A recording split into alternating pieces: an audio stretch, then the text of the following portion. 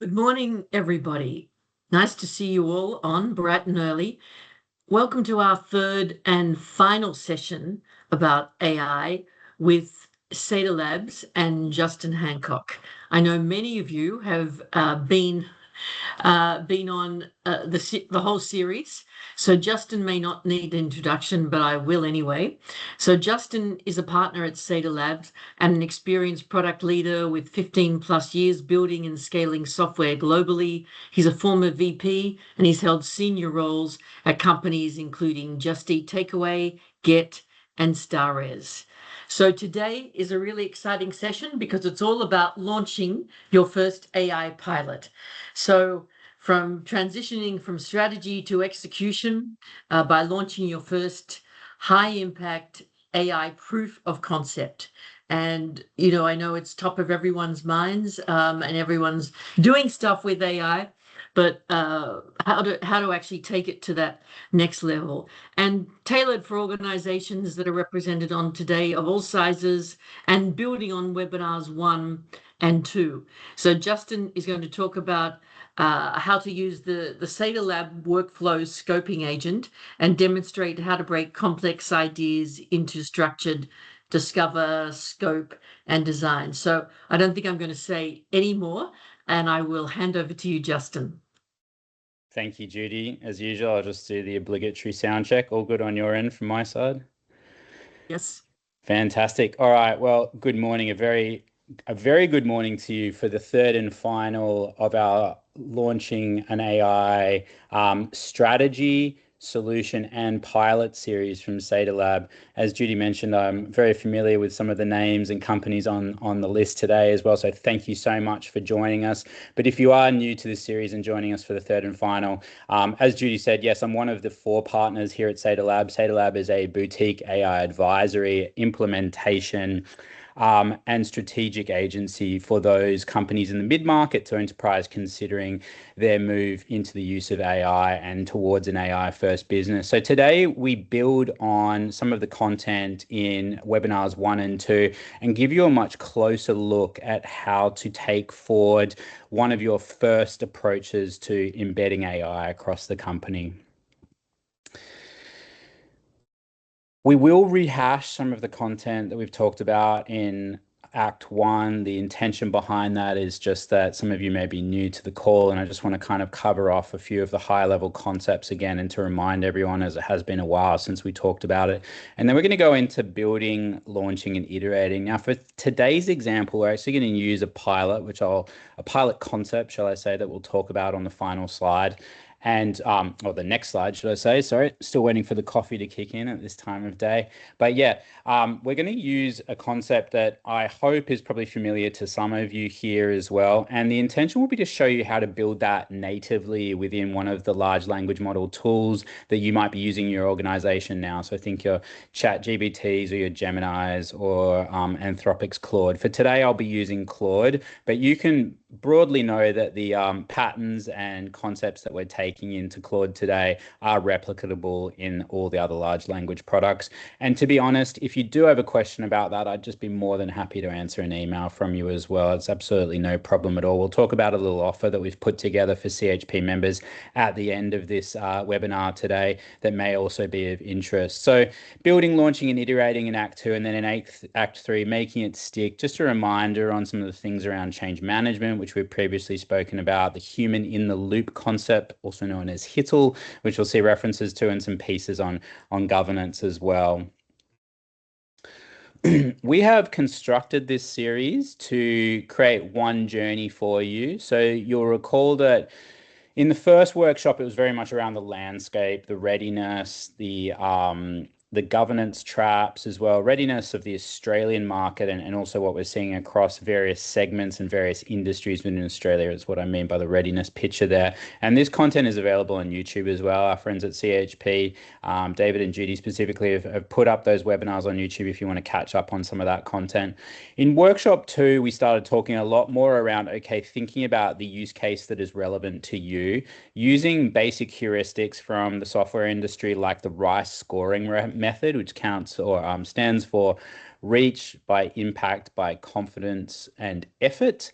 The impact first filter, which you'll recall as well, which was around knowing and betting on the things that would actually move the needle very quickly, and then how to prioritize and choose amongst the various pieces that made their way to the top of your list across those frameworks. And then today we finish off by walking you through this single pilot idea. So you'll see below the pilot we'll use throughout is around a monthly portfolio performance narrative. And that's for perhaps a mid-sized pharma company where a marketing manager will be responsible for reviewing sales-based information and producing a summary of how the brand has performed over the prior month. We understand this can be a significant overhead for individuals, and we'll use this example today, but even if it's not entirely relevant to your business, I'm sure you'll find the illustrative nature of it helpful for seeing how you can move something that is essentially just, a bunch of work on someone's desk each month and entirely manual into something that is much more streamlined and much more efficient. So that's the general journey up to this point across the 3 webinars, as well as the pilot that we'll be talking about today. So keep that pilot in mind as we go. Let's dive into Act 1. So again, some recap of some of the content and towards scoping this particular solution. So thinking about the jobs to be done framework from webinar 2, the RICE scoring method, and the impact first filter, we're just going to recap how we might have arrived at this particular pilot in the first place. So if we were to use the RICE scoring method across this particular use case that I just described, well, there were some basic numbers that came out of that. It was deemed to have an impact of 3. You'll recall that impact is just a relative rating. You might say that, a 5 is 20 hours saved a month, and a 4 is 10. And a 3 is 5, but you can develop any heuristic you want. The point is that you get in touch with the idea of sizing impact and effort and reach. In this instance, reach was impacting 8 because it was not only saving people's time who are contributing to the writing of the particular document, but it was actually producing an easier to read and to consume brief for senior leadership. And the confidence on this was high at 70%. Because the execution of it, as I'll show you shortly, wasn't exactly too difficult. It could have been done pretty much out of the box by some of the features that exist within Claude today and Copilot and ChatGPT. And the effort coming in at 6, which was basically around about 60% of a one-person working day in this instance. But again, you could change that around. Maybe it's a week that you want to work with as well. The impact first filter was thinking about things like, would the CEO fund this in 60 seconds if it just made a bunch of time? And in this instance, we said yes, because it's senior time recovered and it's meaningfully half a day, possibly a month that this would impact, and possibly more moving forward. Lastly, on the jobs to be done, it's just really thinking about the credible, specific workloads that a person has to do within a month. Sometimes there is an instinct or a desire to go, okay, well, we've got this really shiny, glamorous problem over here, but it's actually quite esoteric to the basic workflows that people take forward on a day-to-day basis. We kind of want to go for the more mundane things, for the items that perhaps are less sexy, but actually give us material time back quickly. And from that, you'll recall that we create this concept of an upward spiral. The organization builds confidence, people build confidence in the pilots that you're using, and they want to see more use of AI across the organization. So that's what that particular piece was about. Excuse me. The next thing that we want to think about is that we want to have a broad ambition, but we want to cut the scope very narrow to start, and that increases our chances of success. So in this instance, this somewhat unglamorous or like somewhat comic iceberg, if you will. And I'll tell you the story behind how I arrived at this illustration shortly. But this iceberg illustrates a point, which is that really, you want to go for just the tip to start. And we know that this is part of probably a much bigger problem set of what a particular role would be doing from a reporting point of view. And so there might be a desire to take that across not just one brand in terms of talking about average sales volume and performance of that brand for the last particular month, but take it across every brand and every market. And we might want integrated charts, and we might the ability to auto distribute it into a board pack, and all sorts of other nice things, if you'll excuse me. including real-time data ingestion. But this is where we ultimately set ourselves up to fail, ladies and gentlemen, because we take on too much scope and it's too difficult to execute. So if you're just getting started in your journey, stick with the tip of the iceberg, get draft only working, make the charts fairly basic, make sure it's delivered at a standard time every month, and build on it from there. Just thinking in terms of what the most specific amount of scope you can cut is, the better for helping you achieve success out of the gates. And I'll give you another way to think about this shortly. Back to my story on why have I got this ridiculous looking iceberg on the page? Well, today's deck was actually produced similar to the last ones by a tool called Claude Design. I worked with a document format, just a Google Drive document. You could do it in docx to describe the slides I wanted to create. And Claude built this entire deck for me without me needing to format anything. It takes some tuning, it takes some use, some practice at getting used to the new workflow, but this has demonstrably impacted my month as well. Instead of spending, days and days of my time actually polishing slide decks to make presentations like this, which I think are compelling and help people learn about AI, then I can get that done pretty much overnight. And yes, this can be done and is done for me overnight while I sleep as well. So just thought I'd highlight that to you as well. There are so many great tools out there right now that you can leverage. So as we start to get towards the scope of the pilot, we start to think in terms of some very basic categories. These 6 boxes we find help our clients a lot. But if you can't fill these 6 boxes, then we'd suggest you're probably not ready to build yet. We want you to start with a problem statement. And that problem statement in this instance was senior marketers spend 4 hours a month drafting portfolio narratives, structured, repetitive, and ready to augment. So that's the space that this particular role plays in. The user is that we have 1 marketing lead per brand, mid-senior. They must be comfortable with Slack and Word and Google Drive, or you're probably on the Microsoft 365 stack or a variety of other tools. But this talks to the end user who needs to benefit from this.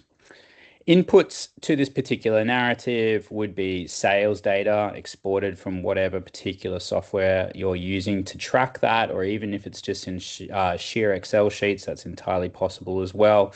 And then we're thinking through this in terms of, well, what do we want to see at the end of it? What's the output? We've got the input, what's the output? And in this instance, we said, okay, let's settle on a 600-word draft that appears in a Google Doc or Drive, or in your Share Drive or OneDrive by a certain time at a certain point in the month. And we want to see a demonstrable impact on something quite tangible. So in this instance, 70% time less drafting was obviously a really compelling metric to pin this particular project to. And then it's important to think about kill criteria as well. So kill criteria includes, how will we know if this really hasn't worked? And one of those will be that you need to make a major rework of this across multiple cycles, or an actual factual error appears in publication that senior management end up picking up. And that's, both of those things are bad outcomes for this particular pilot. So you want to be clear on when you've decided it hasn't been successful or not. But this is broadly how you might think about packaging this particular problem setup. Shortly, I'll show you how to arrive at something like this with this concept of the scoping agent, if you're not quite sure how to untangle or demystify an idea that might be somewhat fuzzy to you at this point in time. Another heuristic we often use in software is this idea of elephant carpaccio, which is an interesting principle developed by a person called Alistair Cockburn. But the idea is that you can't eat the elephant all in one go. You need to slice it from top to bottom in order to help you understand, okay, what is the minimum amount of scope that covers all components of this build that we can send forth and to deliver as a V1? And what does it teach us about the next iteration of that? So if you only, for instance, took on the legs or the torso, you wouldn't be comprehensively executing an end-to-end piece of valuable execution, like a software pilot in this instance via Claude, and you wouldn't have done the learning or achieved the learning out of this that you need to. So we like to slice the elephant vertically, and we like to cover all aspects of that particular pilot, but we don't want to add too much depth and complexity to the initial execution. You'll see the titling MVP appear across parts of this deck as well. MVP is software language and it stands for minimum viable product. It's also another particular heuristic that you can use that's similar to the idea of elephant carpaccio, challenging yourself to work out what is the most basic amount of scope that I can get to end of job on as quickly as possible, that delivers value, that I can learn from, and I can improve the pilot from that point onwards as well. We're really trying to think a lot about what we can get done just in 2 weeks. If you bloat it out more than 2 weeks, you're adding more complexity and you're increasing the chances that your pilot won't be successful. You can build more complex approaches, more complex systems as you start to build your capability to do things like this. But again, cutting it to 2 weeks is really quite important. And working out what the basic shape of that is, like how will you get this done in the easiest possible way? And again, that's one of the reasons that we're showing you how to do this in Claude today. But again, you could copy this into Copilot or ChatGPT or even Gemini as well. So in the next slide after this, I'm going to show you how we could actually work with something that is quite fuzzy to you if you are not familiar with thinking in these ways. And again, this series has been very much about giving you the mental tools to take a different approach to breaking down your approach to implementing AI in your organization, generating your governance, your strategy, and moving from that point on. But again, we're going to give you a little demo on how you can actually set up AI to help you think through something like the content of the last few slides we've gone through, because it's quite useful when you're getting used to thinking like this to actually have a sparring partner, and Claude or Gemini or ChatGPT are excellent sparring partners in this instance. Having created this particular mechanism as well today, ladies and gentlemen, you'll be able to use it again in the future. So it will compound for any other pilots that you're trying to take forward. Let's dive into it. For those of you who joined me on the last particular webinar where I awkwardly flicked my way through this demo video, you'll have to be slightly patient with me because I'm in my presenter view right now. And what I'm going to do is I'm going to play this demo and I'm going to stop as we go.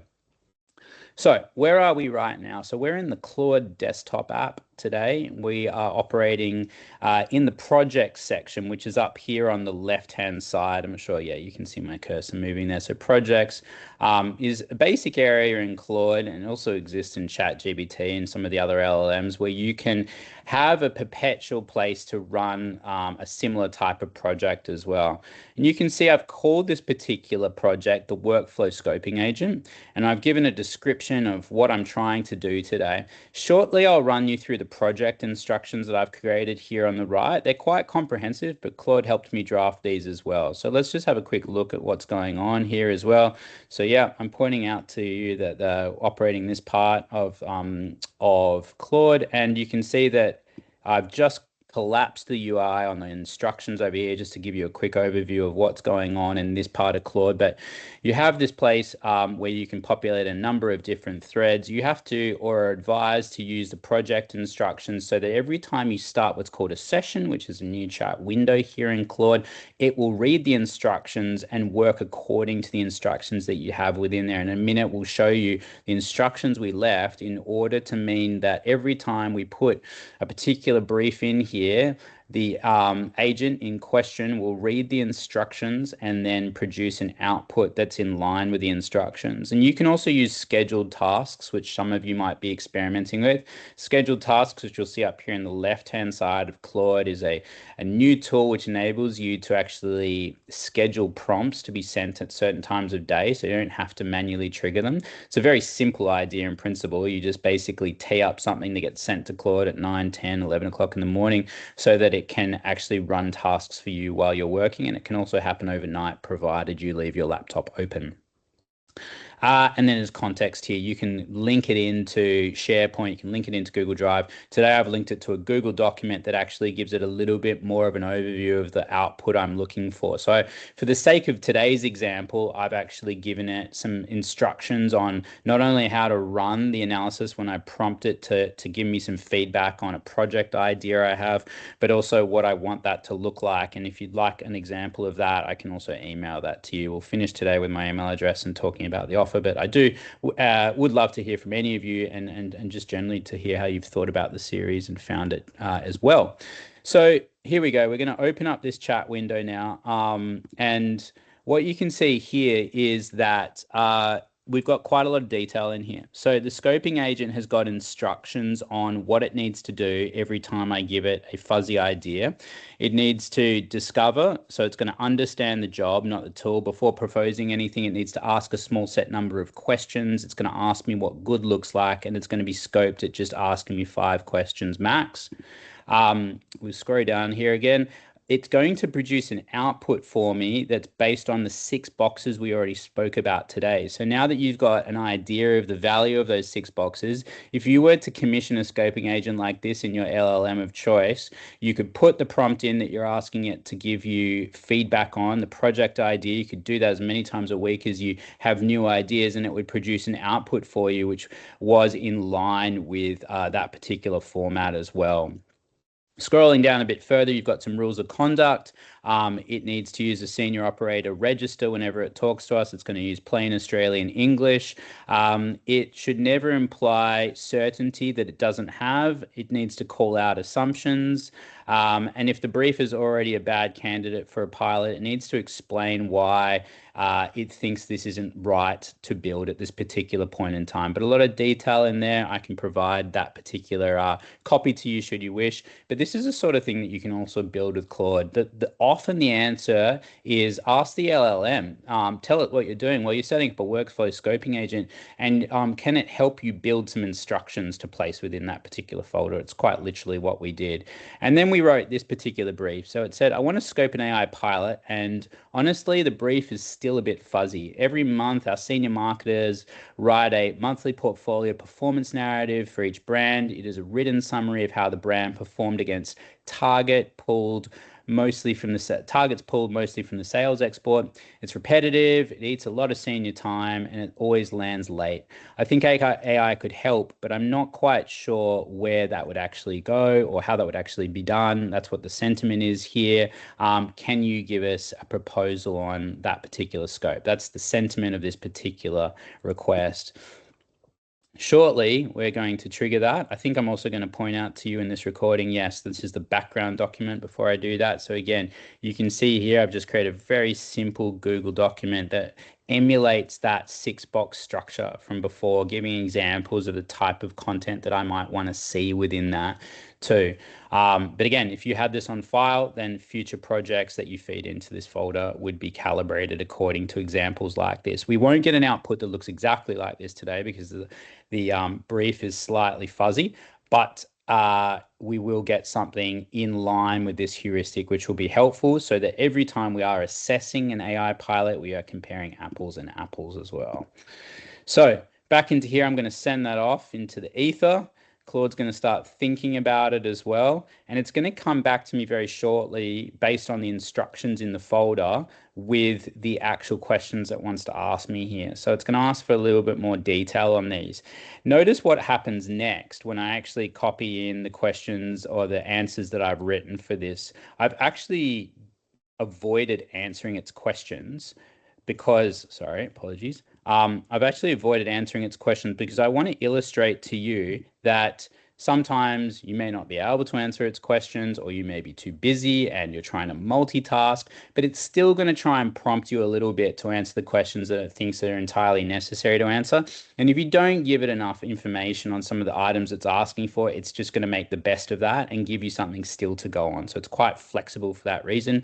So it's asking me for sales export data, like what's the format, what does it normally come in? It's asking for the narrative itself, roughly how long is it? There's a finished one. You could see earlier in this process, I actually gave an example of what I think would look good, maybe 600 words, but I haven't actually specified that in this particular demo. So it's asking me to clarify that, which is great. That's the output component. So you can get clearer with it on what you want it to produce for you, how many brands and how often. Where does it land? Like, where should it end up in the system? And what does late look like as well? And I've attempted to answer these, but again, I've dodged some of its questions. So I've said, good questions. Here's what I know. Today, it's about 4 hours of senior marketing time per brand every month, and it's usually a day or two late. The person doing it is the marketing lead for each brand, mid-senior. They spend most of their time in Word, Slack, or Google Drive, and they're not highly technical. They start from the monthly sales export, which is a spreadsheet, and last month's narrative is a template.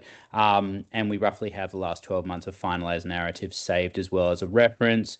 Good is a draft that would be that we would be comfortable to edit lightly, but we don't want something that we have to edit extensively. And then I've said to it, I'm not quite sure what success should look like here. Can you give me a suggestion? Just tell me what seems sensible as well. So we'll go forth and send that out and we'll see what it comes back with.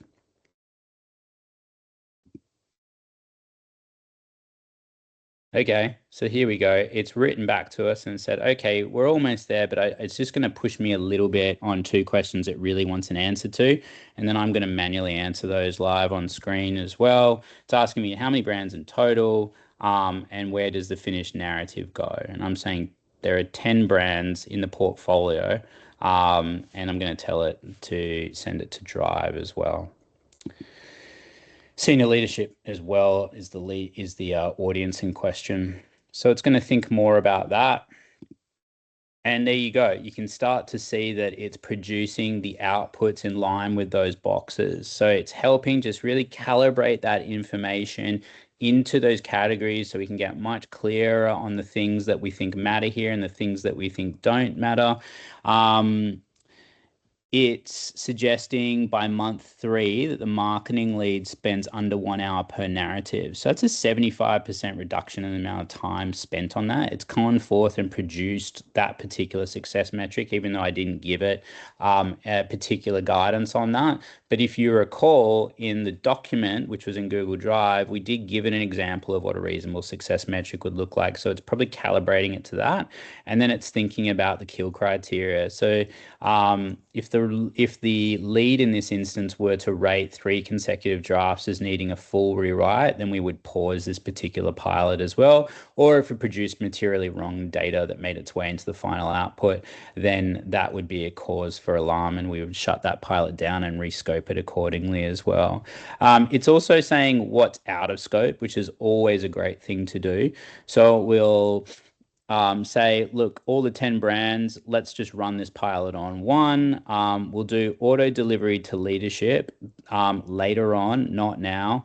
And so that means you'll get a document in your own drive that would be sent through to leadership manually. And then any inputs beyond the sales export that we've given it, such as Nielsen data or market share data, that would come later on as well, excuse me.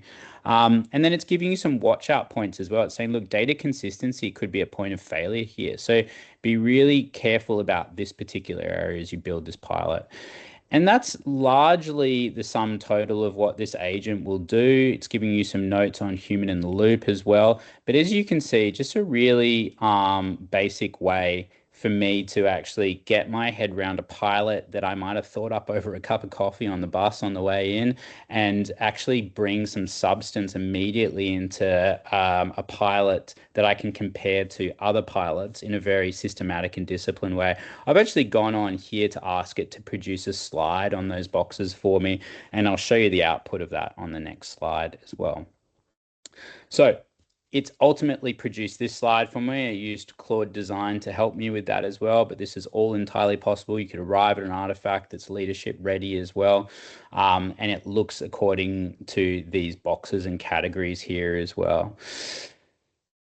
A really great way, ladies and gentlemen, to get started, to get past that initial hump of how do I think about this, the overwhelm. You've got your day job, you've got all the things you're trying to do, and you're trying to get your head around a brand new technology and how it's going to help you day to day in your business or help members of your team. So this one's one that we generally recommend to our customers in question. All right, let's dive a little bit more into thinking about the building, launching, testing, and iterating process with no engineers required for this. So if you are building a pilot in Claude or ChatGPT, Gemini, you want to think about it in terms of these four major building blocks. So there'll be the foundation, which is the system prompt. This is going to be exactly how you want this recurring task, which will exist in your LLM of choice, to perform its particular analysis and to produce a particular output. You want to have a narrative template if that's the pilot that we're talking about today, or another type of template document that's the reference point on what good looks like. I can't stress enough how important it is to show large language models what good looks like as an output. This is one of the main things we train customers on when we do AI training on LLMs. Well, it's one of the things, but it is one of the things that we talk about a lot, which is like if you're trying to arrive at a set output, you really need to show the large language model examples of what you deem to be a good output. Tone of voice rules, that's the thing that comes up a lot for me. It's a personal preference. I really don't like the way that large language models write to the probabilistic mean of the human population because they've been fed on the content on the internet. And I think, if you follow some of the thought leaders in this space, you'll know that the opinion of many, particularly those who write sophisticated or complex analysis or opinion pieces, is that large language models are a long way off being able to write tastefully. They write according to the average as well. So if you've got tone of voice guidelines, I always suggest using those as well. And then instructions on what to do when data is missing or uncertain as well. Contrary to popular belief, you can't tell a large language model not to hallucinate. The reason that it does hallucinate is because it hasn't seen a particular item or fact a lot in its training data as well. And the models are actually at this point in time weighted to discount a I don't know answer as much as an unconfident answer, which is a quirk, anomaly, and frustrating point about how they're structured. But just be wary of that as well. That hallucination is a thing that happens a lot. You can manage it through various interventions, and these are things I'd be happy to talk to you about privately as well. But it's not as easy as telling a large language model not to hallucinate. After that, you've got a knowledge base. So if you've got a pilot in question like the one that we're talking about today, you've designed a prompt that will happen on a recurring basis to generate the report in question, and you'll have a series of data that you feed it across prior narratives as well as perhaps the primary data source as well, which might be a series of Excel sheets, or it might be data from another system, and that connects to the next point, no pun intended, which is about connectors. Now, for those of us who, or for those of you that joined us in our very first webinar, you might record the AI maturity curve as well.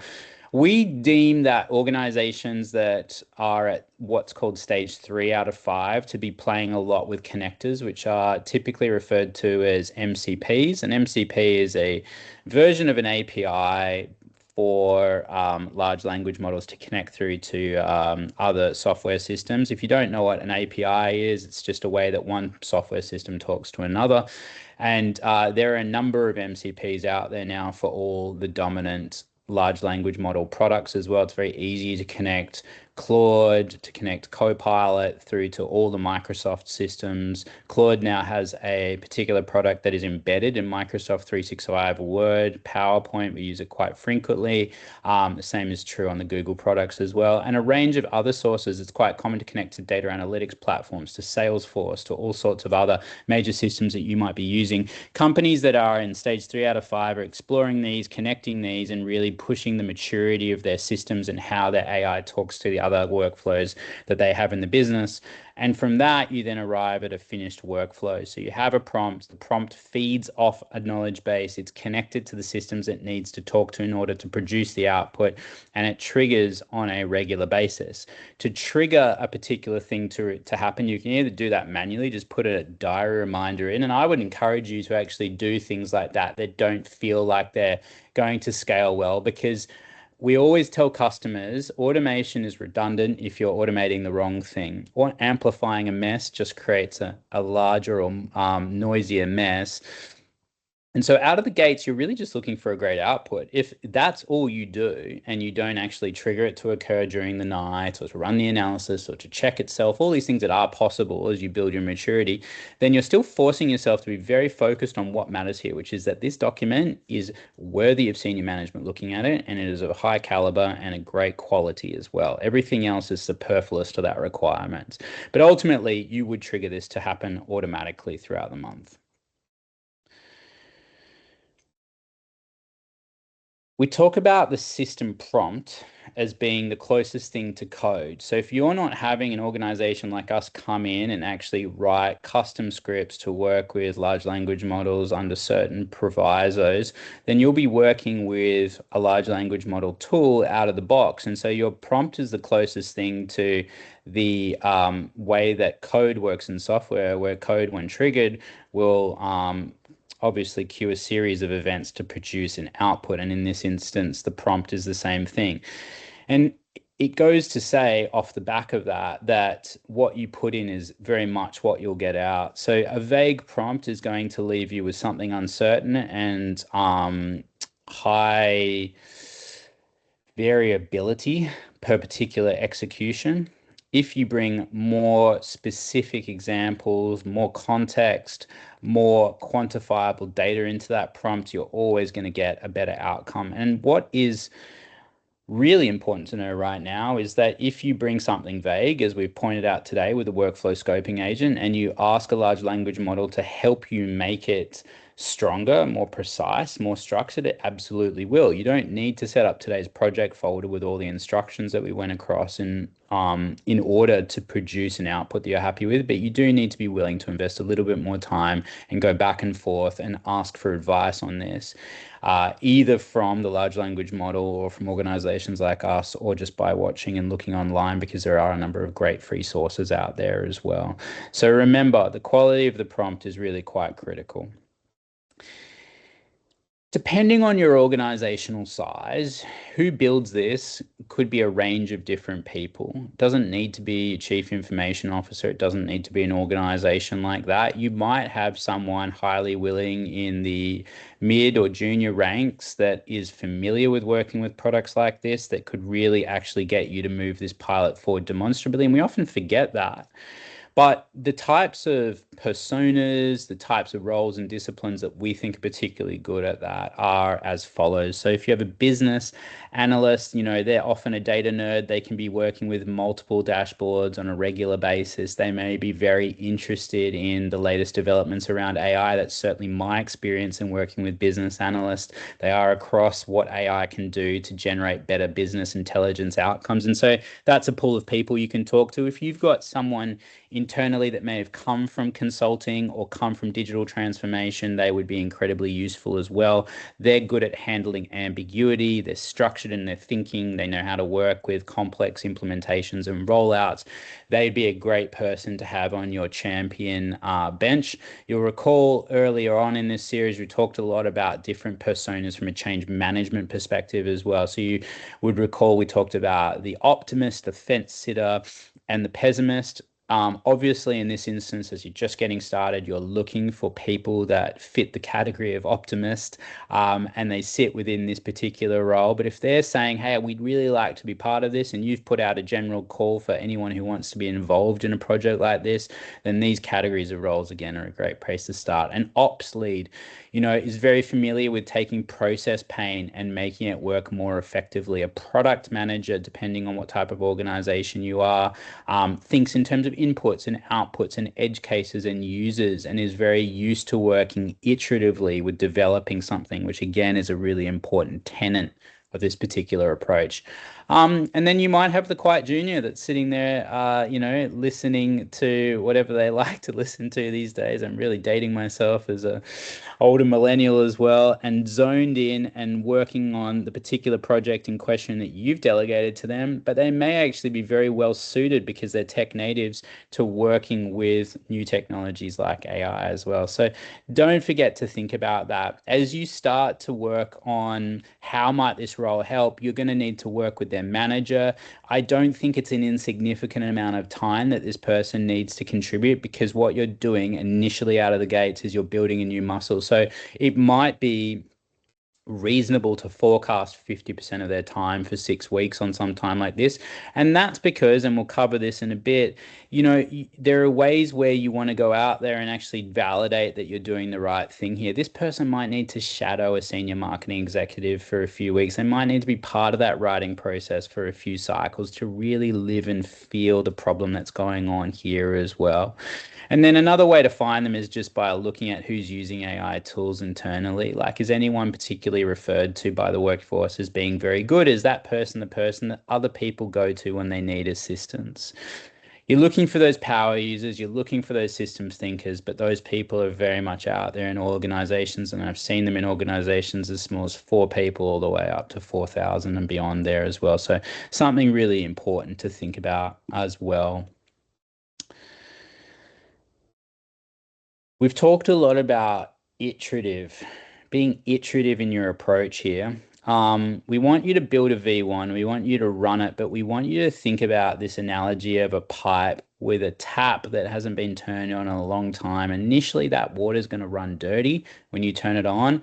The more you keep pumping data and time and energy through that process, the clearer the water is going to come. So you're going to build that first version. You're going to look at what's wrong with it. You're going to close the gaps. You're going to widen the test. This can all happen in as quickly as 10 days. It's really important to just be aware that you're not going to get an ideal iteration the first time. That being said, in the last 6 months, the quality of large language model outputs has improved exponentially, and I am sometimes quite blown away with how quickly I can arrive at something that's genuinely something I'd put in front of a CEO or senior management as well.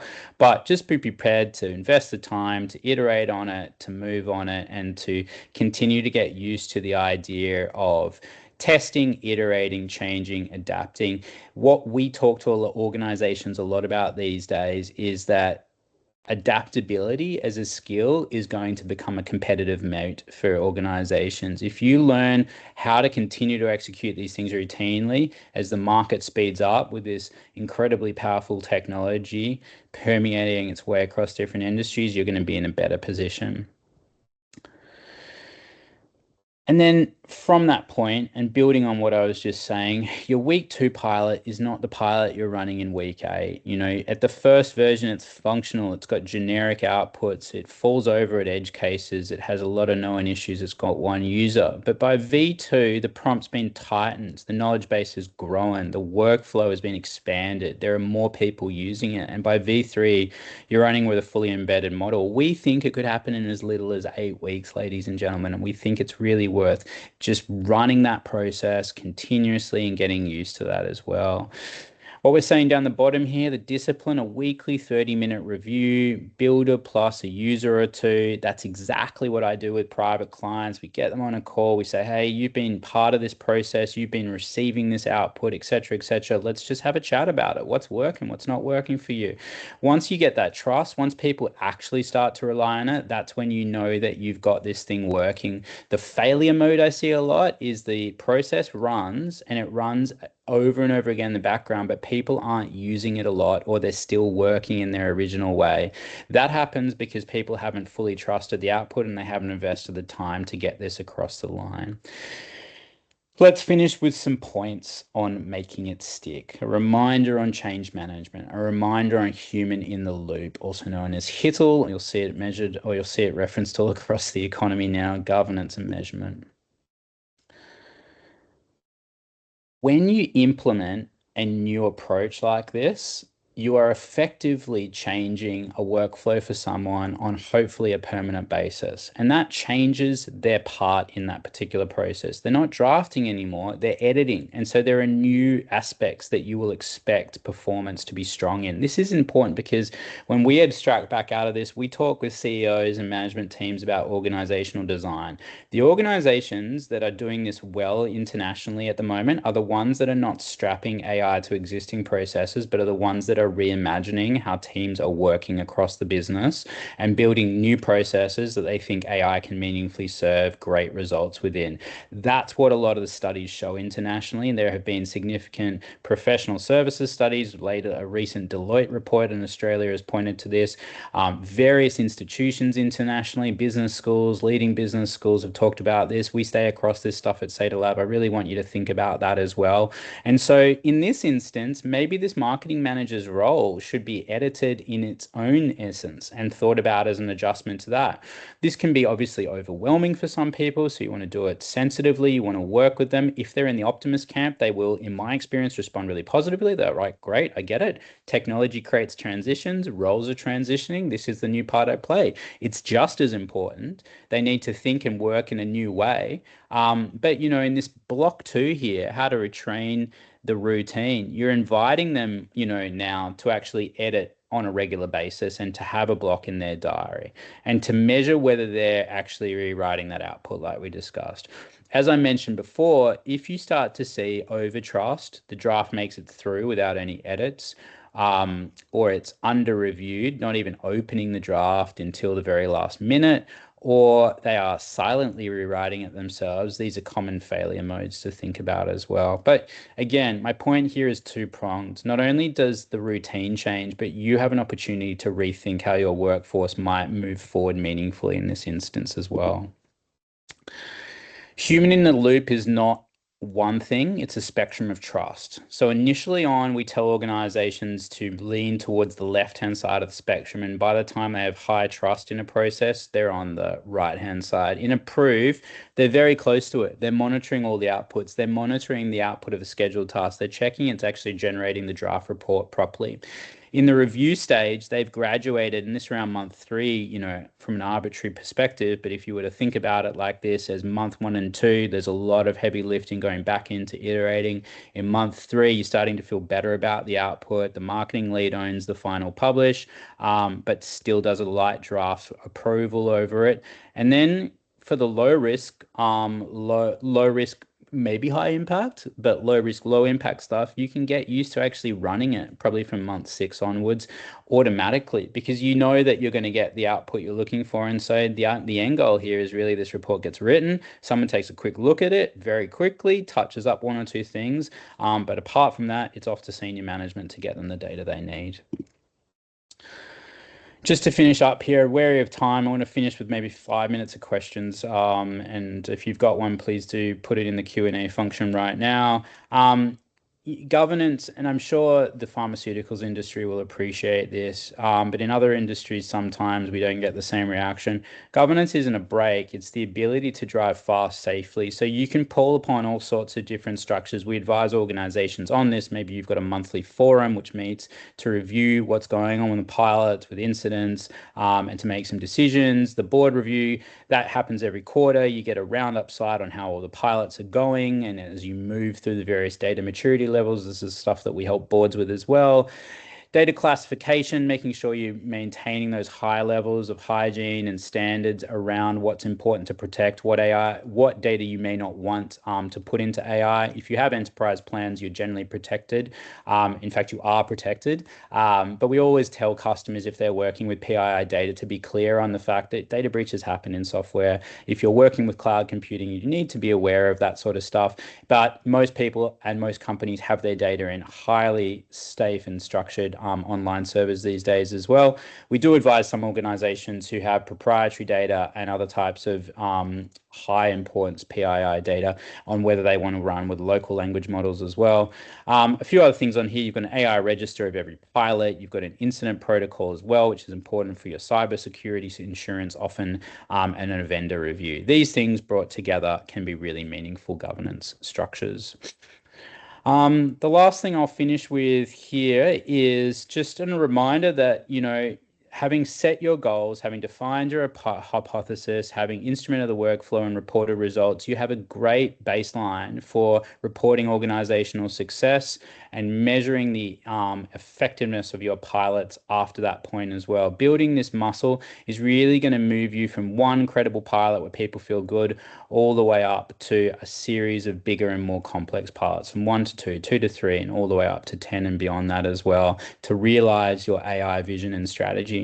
And so I think that's probably a great note for me to finish on. After 3 hours of webinars across 3 separate sessions, we've talked you all the way through from strategy, from foundations, from thinking about pilots and onwards to implementing your own pilot with no software engineering required, using some of the out-of-the-box tools that exist in large language models these days. And I'll pass back to Judy for Q&A and maybe some final commentary and comments. But again, thank you so much for joining me for this series. So Justin, easy. No problem. We can jump right in. So I'm sure you've raised a lot of questions and everyone's thinking, I can't see any questions there, and maybe everyone's thinking about their problem statement that you've always got to start with, which is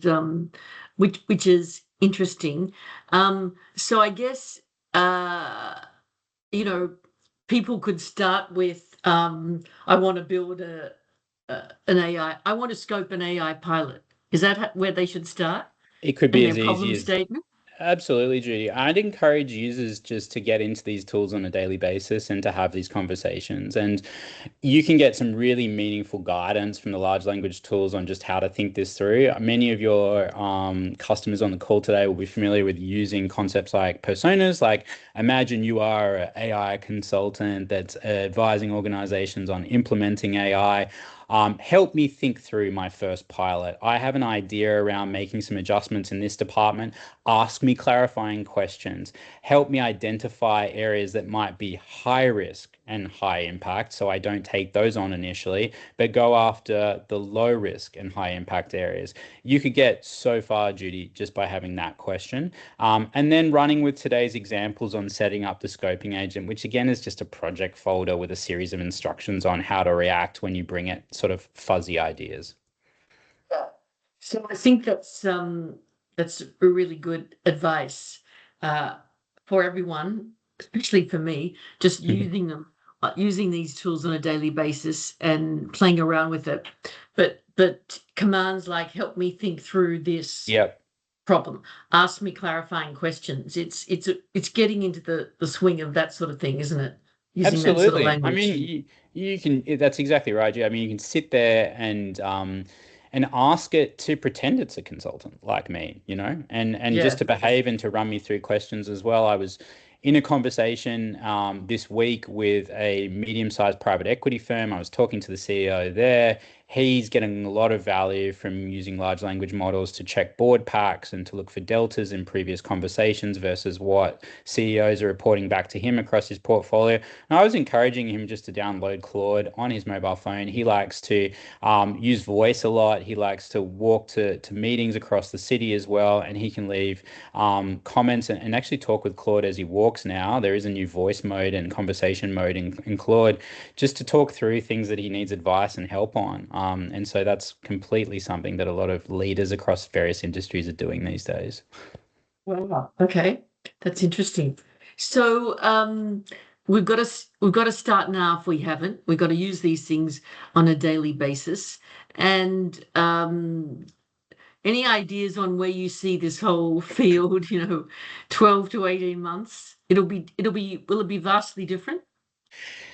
It's a really interesting one, Judy. I think the things it will be vastly different in certain sectors. I think, your clients will be familiar, as will you, with the fact that in highly regulated industries, there'll likely be bottlenecks around the rollout of this technology for very good reasons and for safety standards as well. I think in terms of the power of these machines and models, there's absolutely nothing to indicate that that will slow down. Some of your clients will be familiar with the fact that the US government actually stopped the rollout of one of the more powerful Claude models over the weekend as well. This is a very interesting time we're living at. Here at Seidrlab, we think a lot about the ethics, the risks, the direction of the market, but we also think it's somewhat of a paradox. Like the industry or every industry is moving towards adoption. So it's arguably probably not the best strategic call to not use AI tools when there will be nearly